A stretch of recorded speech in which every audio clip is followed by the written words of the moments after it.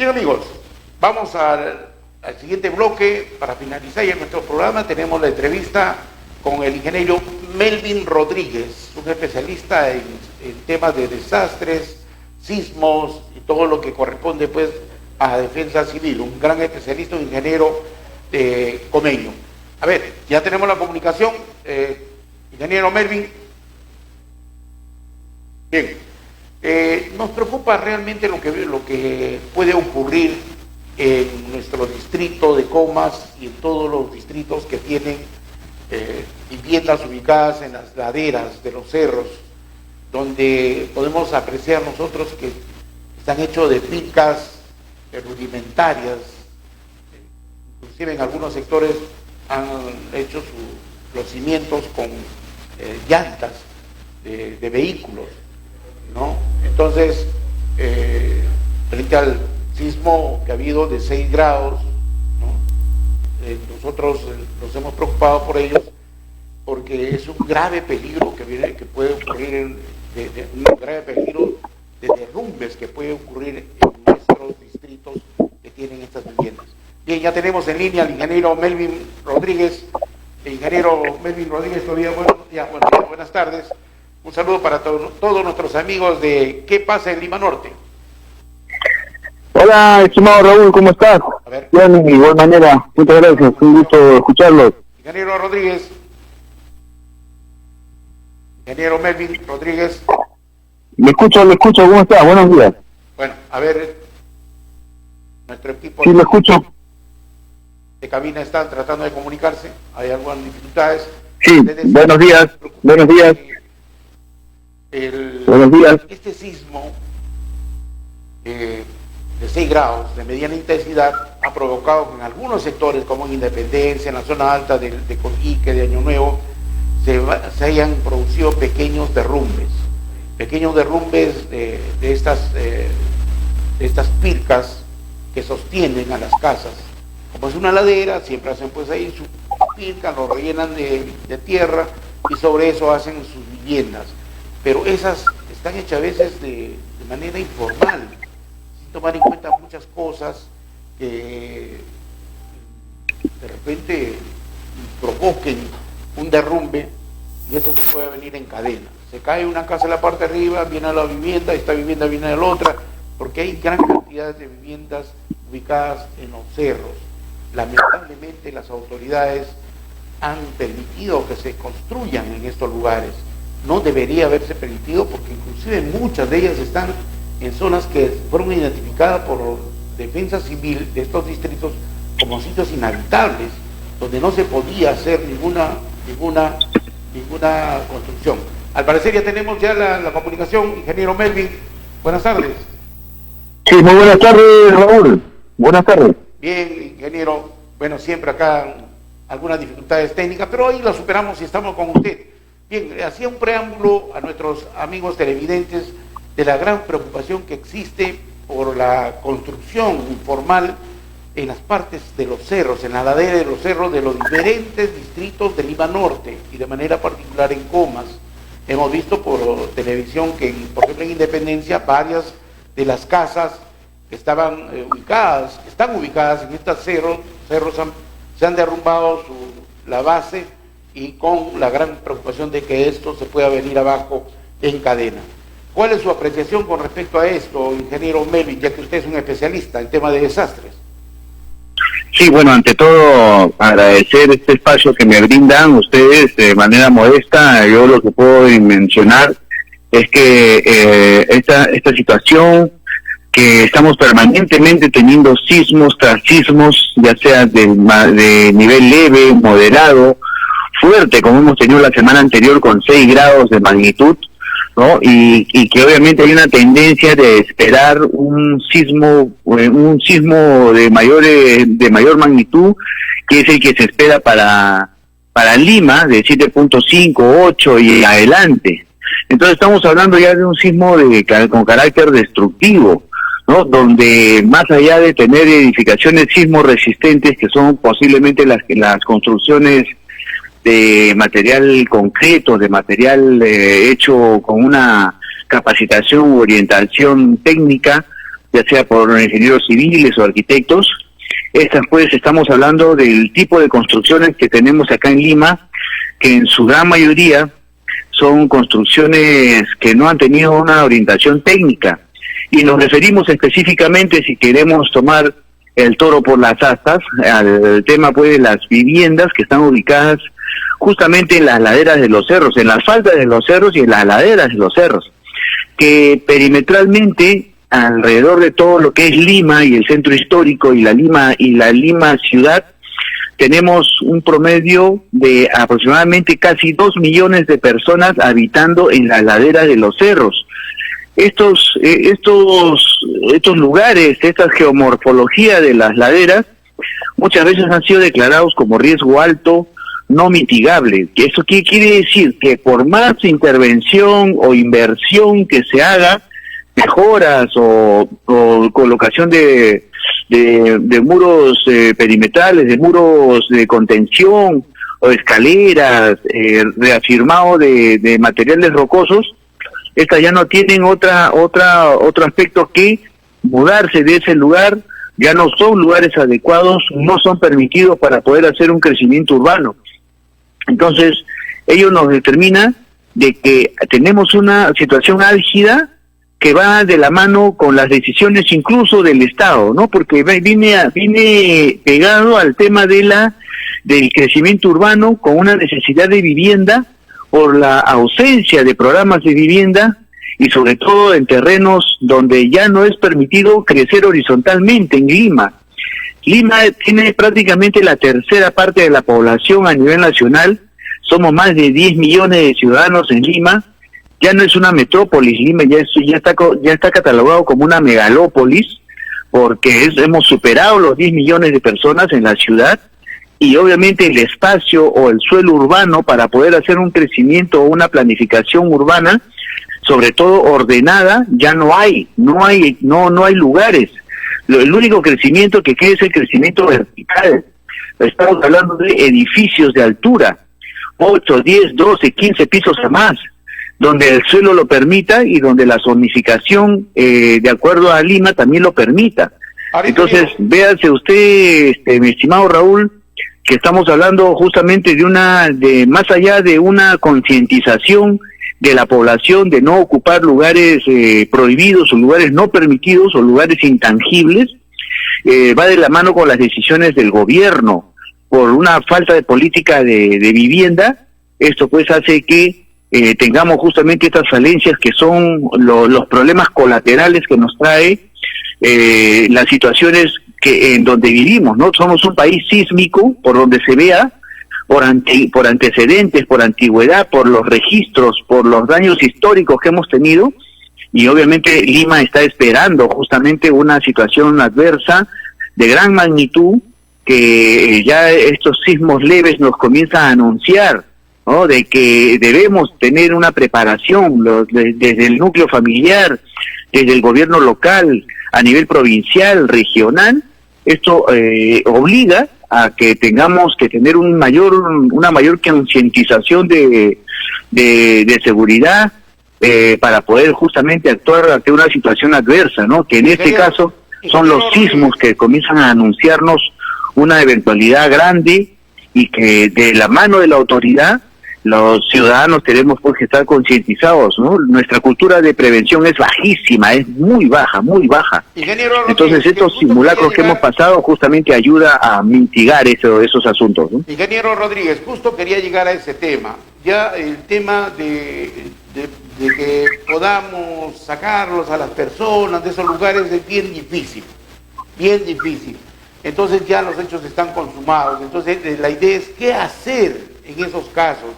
No esperar que ocurra el sismo y solamente recoger los muertos o levantar los muros que se han caído, sino tenemos que hacer una cultura de prevención, lo que usted manifiesta.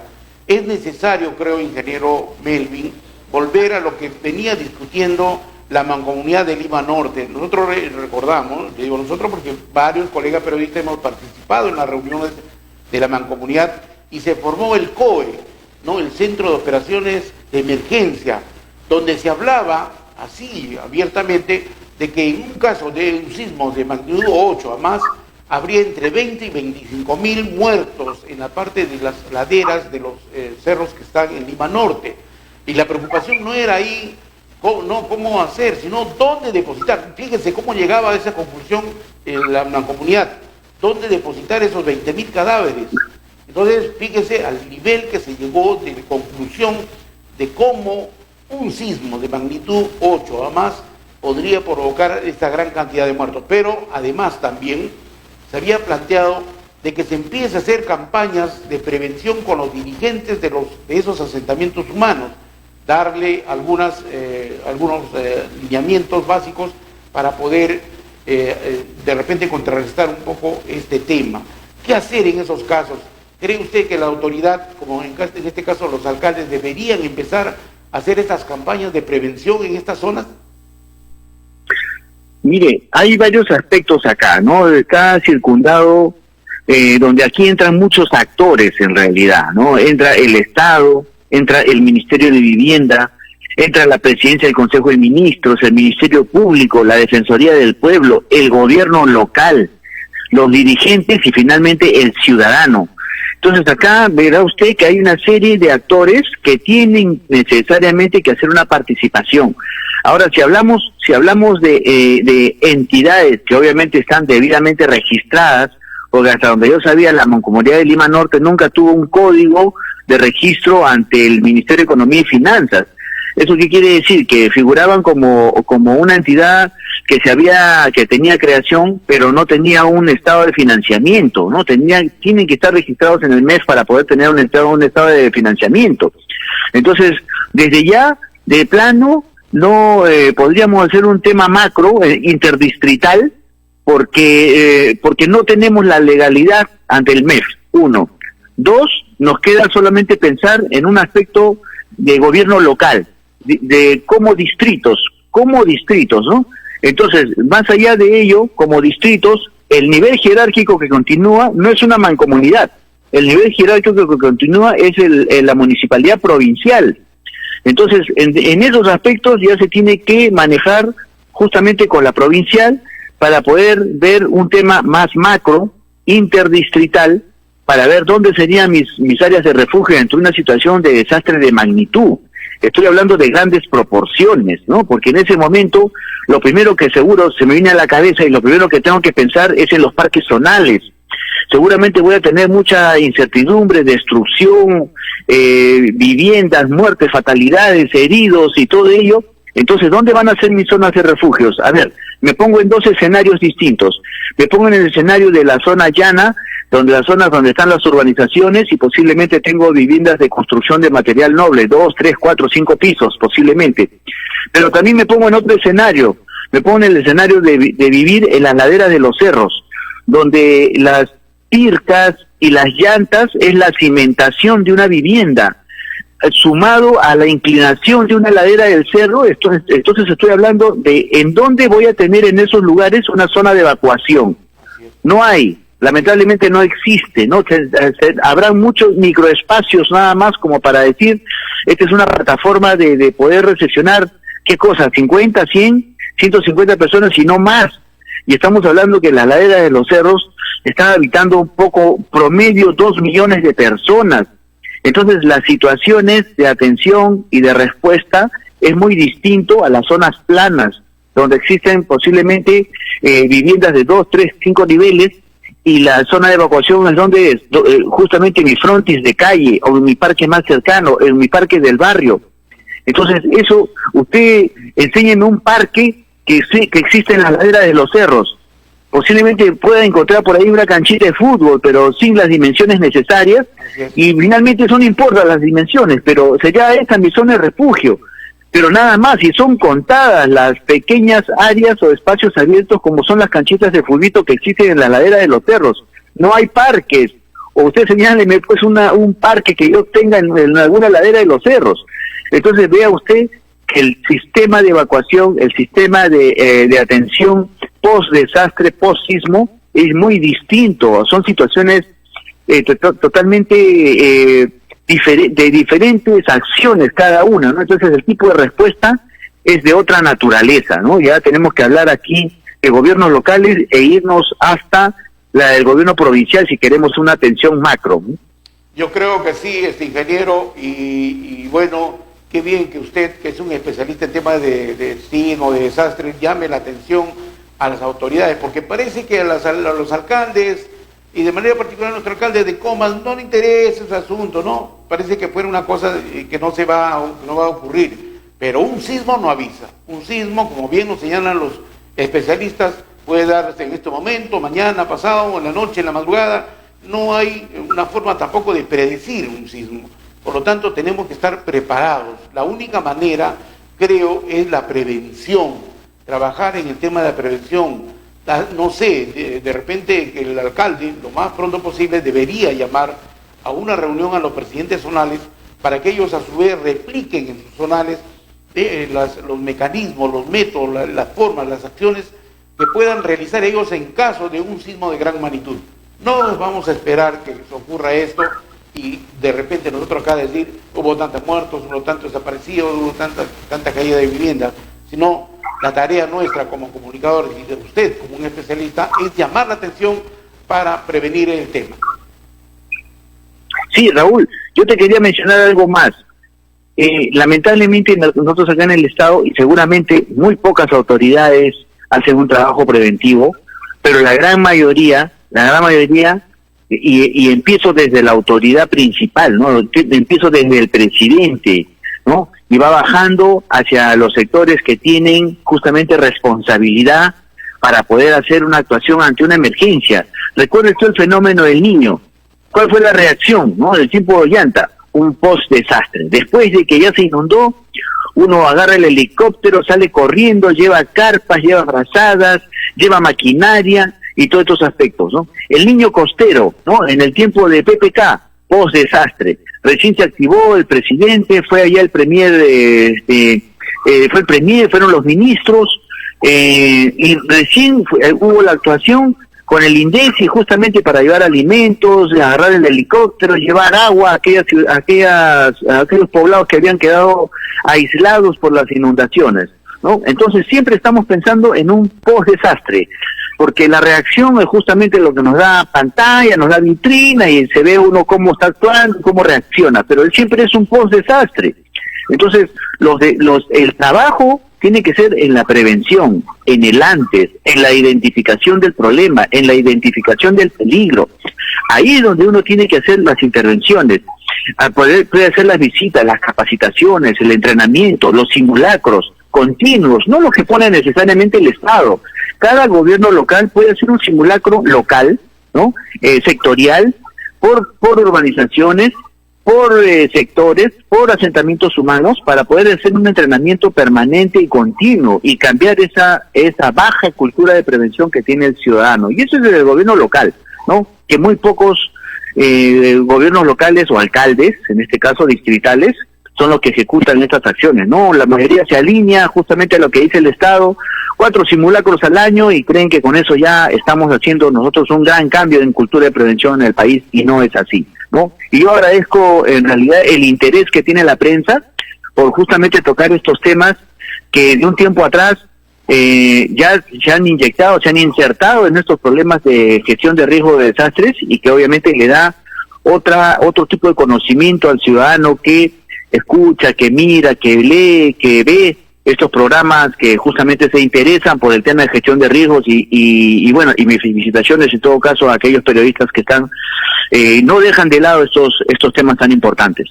No, es cierto, ingeniero Melvin, y además también hay una gran preocupación porque todavía tenemos el virus al nuestro costado, ¿no es cierto? Entonces, fíjese que sería un gran desastre, ojalá Dios no quiera, esperemos que esto no se dé. Estamos en ya posible tercera ola, nos dicen en Lima, y se dé un sismo de estas magnitudes, fíjense, se van a juntar pues esos dos desastres y realmente va a ser un acabose. Y si no tomamos la prevención, si no hacemos prevención, va a ser peor todavía. Le agradezco su comunicación, ingeniero Melvin, y muchas gracias por realmente atender nuestro llamado para que usted haga este pedido a las autoridades que comiencen a trabajar en el tema de prevención de sismos, de desastres. Muchas gracias. Sí. De repente vamos a tener la oportunidad de agregar algo. Gracias Raúl, gracias Johnny también por este pequeño modesto espacio que me dan también a mi persona. Gracias. Hasta luego.